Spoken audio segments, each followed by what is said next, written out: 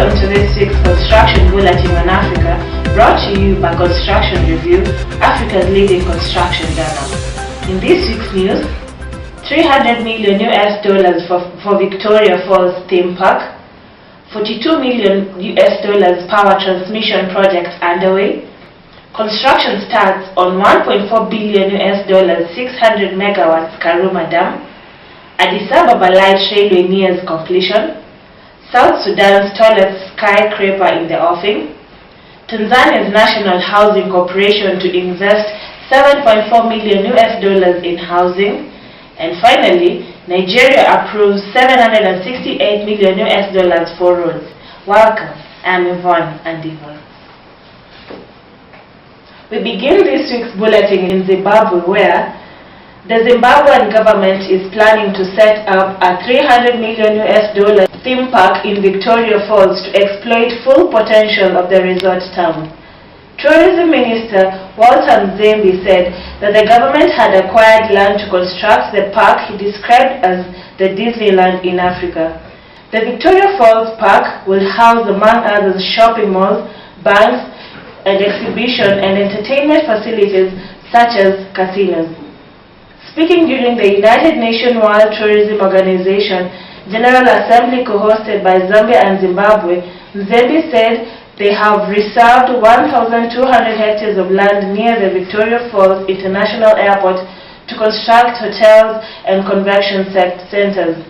Mzembe said the Victoria Falls was not benefiting the country financially at present, as it is being used as a transit zone by tourists who flew in to visit the falls and left without spending much in the country.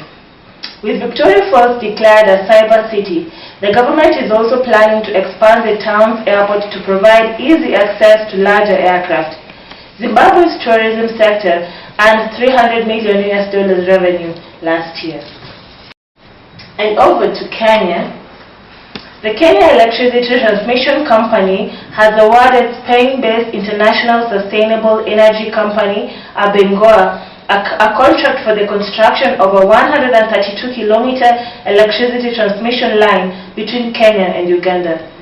The $42 million project is an extension of existing substations in the Lesos, Kenya, and in Tororo, Uganda.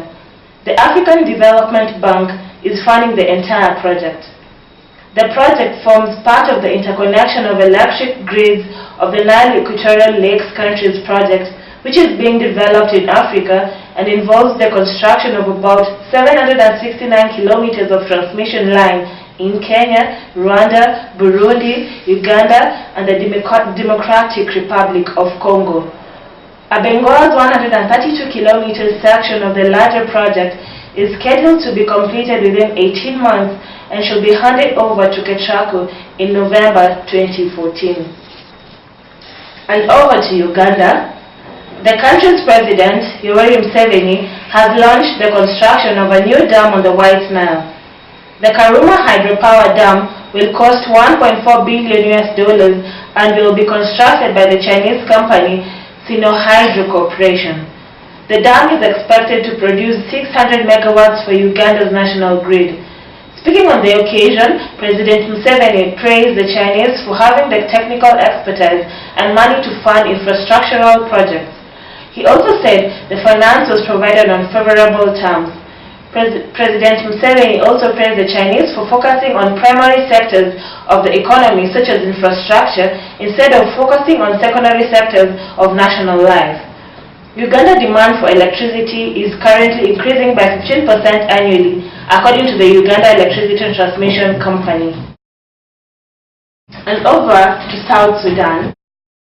UAP Holdings Limited is planning to build the tallest commercial building in Juba, the capital city of South Sudan.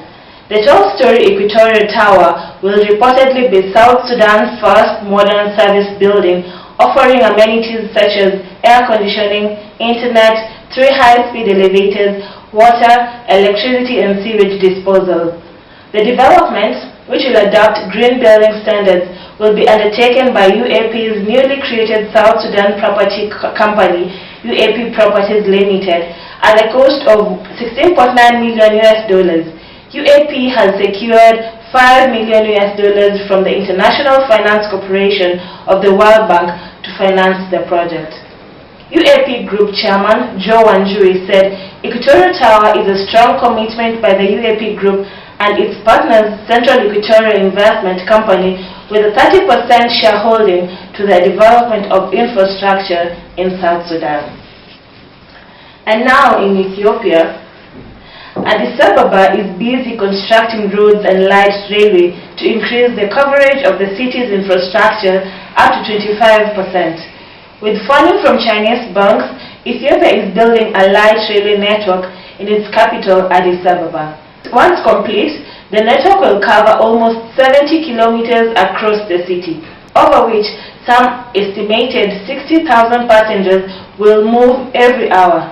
The project is 43% complete and it is due to go online in 2015.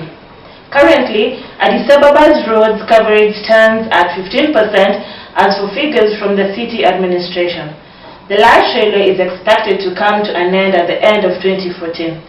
According to the Ethiopian Railway Corporation, Ethiopia's engineers have been involved to help facilitate skills transfer. And over to Tanzania now. Demand for houses in Tanzania has grown with an average of 200,000 housing units per annum and requires huge investments from both the public and private sectors to construct new units. In efforts to meet the growing demand, the Tanzania National Housing Corporation, NHC, plans to implement $7.4 million in 3 projects, which will entail adding a total of 510 units in housing markets. NHC Director General, Mr. Nehemiah Mchechu, said that once the 3 classic housing projects are finished, they will host more than 3,000 people and will include commercial and recreational facilities. Mr. Mchechu made the remarks in Dar es Salaam after handing over sites to constructors who will implement the project through the design and build approach.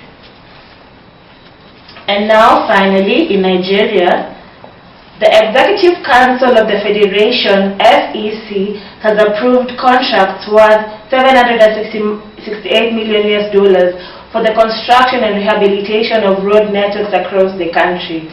The Council also gave approval for the design, manufacture and supply of 6 units of 40 MVA mobile substations at the cost of about $10 million. Some of the roads to be rehabilitated include the Apapa-Oshodi Express Highway, which is considered a major gateway to the Apapa and Tinkan Islands, ports, and parts of Trans-West Africa Highway. This was disclosed by the Minister of Information, Labaran Maku, while briefing journalists after the weekly Federal Executive Council meeting, which was chaired by President Goodluck Jonathan. Thank you so much for choosing to watch Construction Review News. For more news, the digital version of our print edition, our directory, and much more on the construction industry in Africa, please visit www.constructionreviewonline.com. Until next week, I'm Von Andivar.